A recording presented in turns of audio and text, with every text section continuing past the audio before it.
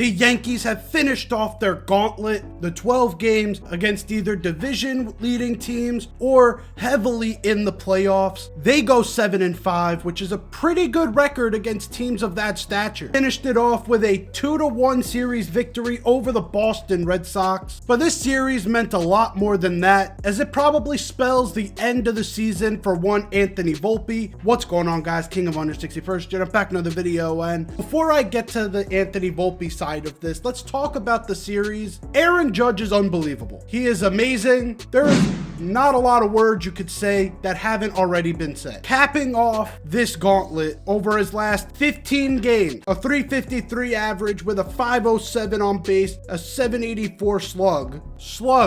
And in his last 7, 429 average, 586 on base, a 1.143 slugging percentage, and over 1,000 slugging percentage. He's a man amongst boys. Everyone was trying to count him out for MVP, trying to find any way to give this MVP to Cal Raleigh, and Aaron Judge said, hold my fucking beer. Aaron Judge is one of the best hitters we have ever seen. If you want to hear more about that, check out my last video. It'll be pinned in the top right hand corner. But one of the biggest surprises of the season to a lot of people, but to me, it was kind of expected if you've been keeping up with this channel since the offseason. Jazz Chisholm has had one of the best second base seasons you'll ever see. 29 home runs, 75 RBIs, 30 stolen bases, with an 825 OPS. We've seen some incredible seasons over the years, which will make you feel numb to these types of stats. We've had the Aaron Judge years where he's gone for 62. You have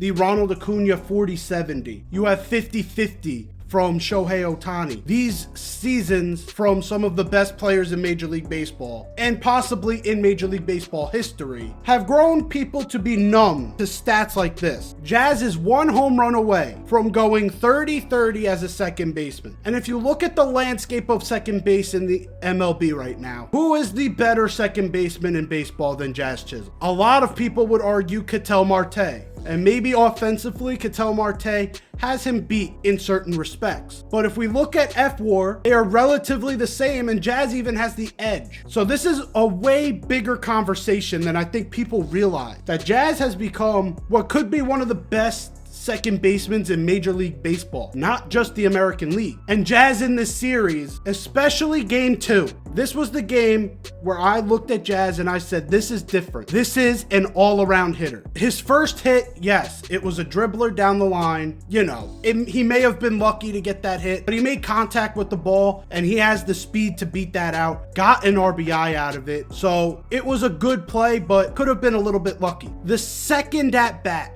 was the biggest one to me. He has runners in scoring position. The Red Sox decided to shift him to the pull side. He kept his hands level and just decided, I'm gonna slap this ball and we're gonna see what happens. And he slaps it away from the shift. That run scores. It was selfless baseball from Jazz Chisholm to say, all right, I am very close to 30-30. I just need 2 home runs at this point. Let me start swinging for the fences. Let's try and get this shit. He said, you know what? This is a big game for this division. This is a big game for this team. Let me play for more contact to try and get this run in. He was rewarded for it with the hit there. But at this point, I said to myself, Jazz almost deserves to get a home run here. And that's exactly what he did in his next at-bat. He hit one over 400 feet. Jazz is one of the most well-rounded hitters in this lineup. I'm not saying there's no weaknesses, because there are. He can get swing happy sometimes. He can swing at balls outside the zone. And yes, against dominant lefties, it's not gonna look the greatest. But Jazz is one of the most well-rounded hitters in baseball, and he showed all of those skills on Saturday night. That was an elite show of skills for an elite series. Jazz over his last 7 games is hitting .308 with a 357 on base and a 423 slug. He's here. And if he could carry this into the postseason, he will be big time. And someone who will be on the postseason roster and most likely starting through the postseason is one Jose Caballero. Volpe has been dealing with a torn labrum in his shoulder ever since May. My question is, with him getting injured like that, why not sit him? And this is where I do get really frustrated with this team. This team's medical staff or Aaron Boone himself handle injuries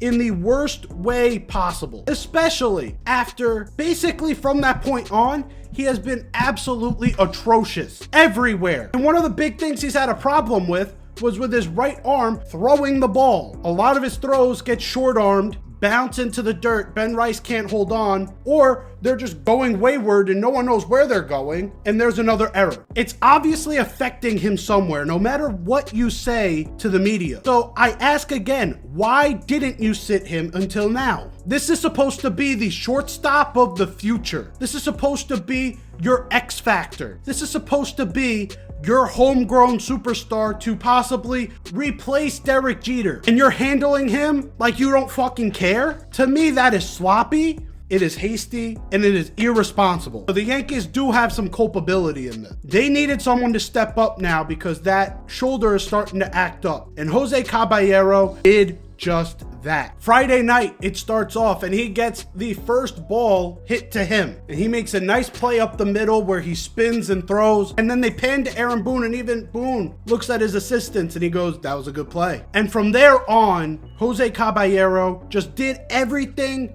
correctly.